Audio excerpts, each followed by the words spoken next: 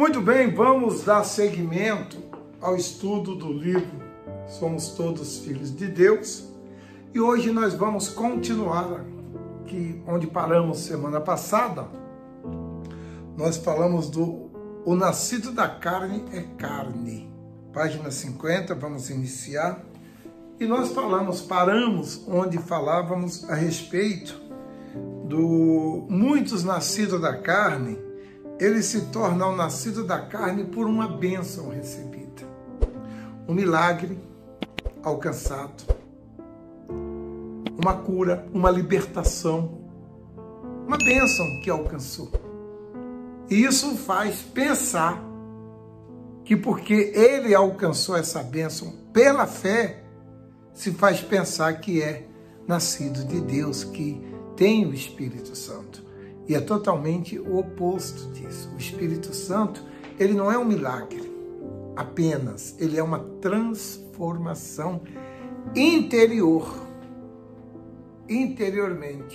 Tem muitas pessoas que recebem o Espírito Santo que não alcançou milagre nenhum, assim grandioso, de cura de uma doença incurável, ou passou na igreja, teve uma manifestação demoníaca, aquele demônio foi expulso e a pessoa recebeu o Espírito Santo. Não, tem pessoas que não passam por nenhum desses processos, né, de cura, de milagres grandes em sua vida, mas receberam o Espírito Santo por uma entrega de sua vida e passa a ser nascido do Espírito. Nós paramos aqui, ó.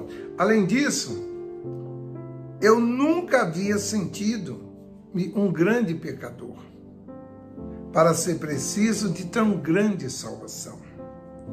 Eu tinha apenas ele como salvador do castigo eterno. Quantas são as pessoas que pensam que não tem pecado porque não bebe, não fuma, não rouba, não mente, é fiel ao marido, à esposa, ao patrão, acha que isso já lhe dá direito de entrar na vida eterna. Não é por aí não, hein?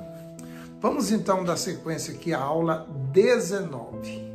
Essa aula de hoje é a aula 19 da página 50. Os nascidos da carne é carne. Continuação.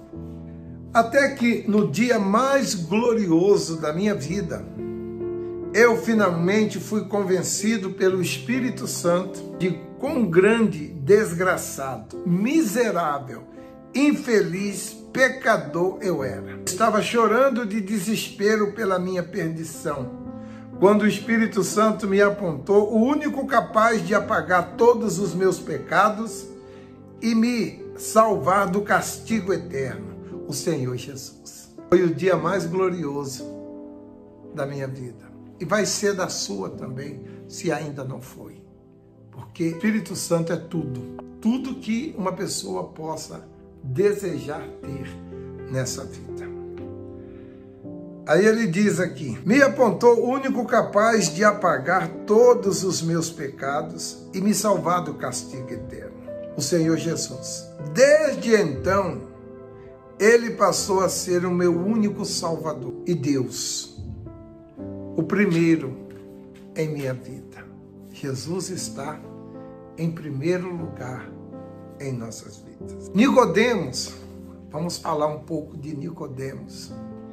Nicodemos é um exemplo do nascido da carne. Está lá no livro de João, capítulo 3, no versos 2 a 7 de João.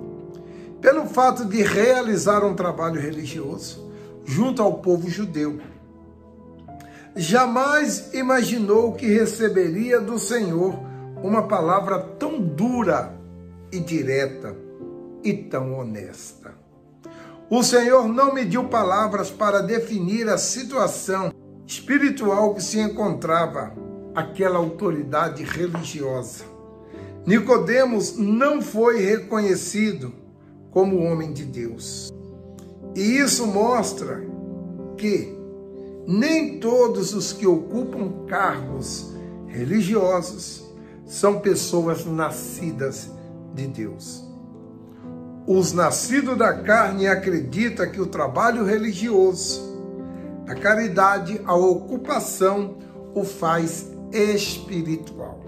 A caridade é muito bem vista diante do Altíssimo, mas ela não é suficiente para se alcançar a salvação. Desta mesma forma, o trabalho religioso não garante a salvação de ninguém.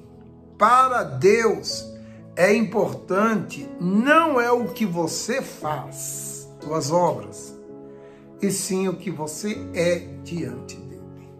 Amigo, você pode ocupar um cargo religioso, uma posição, até por amizade, por consideração, por obras físicas, mas isso não te dá o direito de você ser chamado de filho de Deus.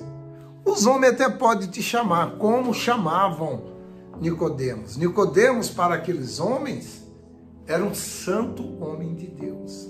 O Senhor Jesus não reconheceu Nicodemos como um homem de Deus, como os judeus reconheciam. É claro que, quando a pessoa é nascida de Deus, ela naturalmente faz-lhe o que agrada a Deus. Embora Nicodemos fosse um homem bem conceituado entre os judeus, ele precisava nascer de novo. Diga uma coisa para mim, amiga, amigo. Você já nasceu? Você já consegue dizer não para você? Você já reconhece as suas fraquezas e falhas? Ou você deu uma melhorada? Melhorou.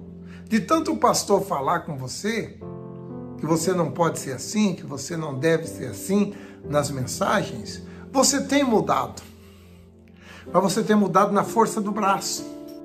Quando alguém pisa no seu calo, você manifesta aquela criatura que você está camuflando dentro de você. Porque o nascido de Deus, aquela criatura morre e nasce uma nova criatura. Uma pessoa transformada, uma pessoa que dá prazer em ficar perto dela.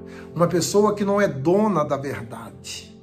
Porque ninguém é dono da verdade. A verdade pertence a Deus. Por isso que o Senhor Jesus falava sempre: em verdade eu vos digo. Nós não somos donos da verdade.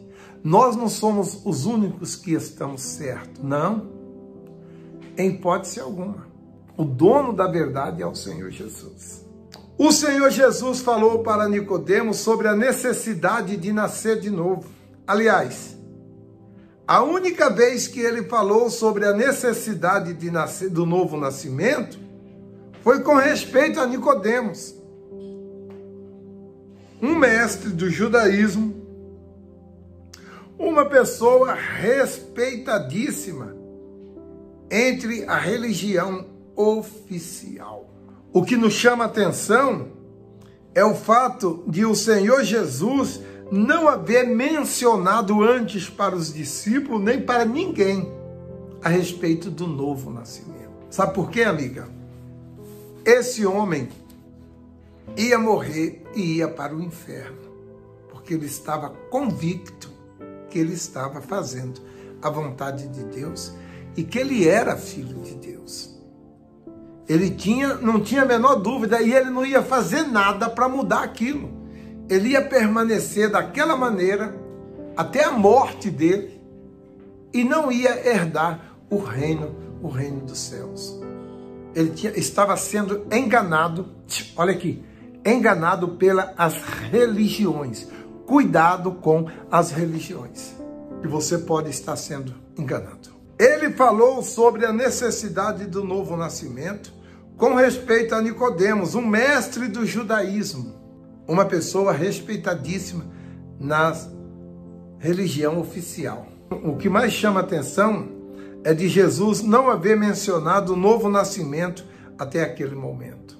Seu discurso focava no reino de Deus, mas não fazia alusão do nascimento do Espírito. Ele curava, libertava o povo dos seus flagelos, mas para Nicodemos, ele falou sobre o novo nascimento.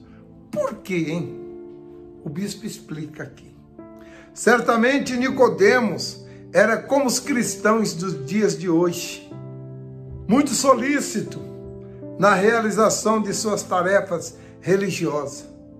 Diante do caráter cristão, Nicodemos deveria se sentir extremamente honrado e orgulhoso por sua posição, mas era um homem extremamente vazio. Será que você também não sente esse vazio na sua alma, amiga? Hein, amigo? Um vazio imenso dentro de você?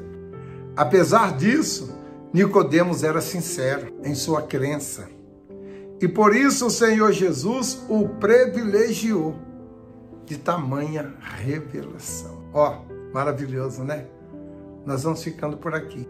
Semana que vem voltamos falando por que tantos nascidos da carne.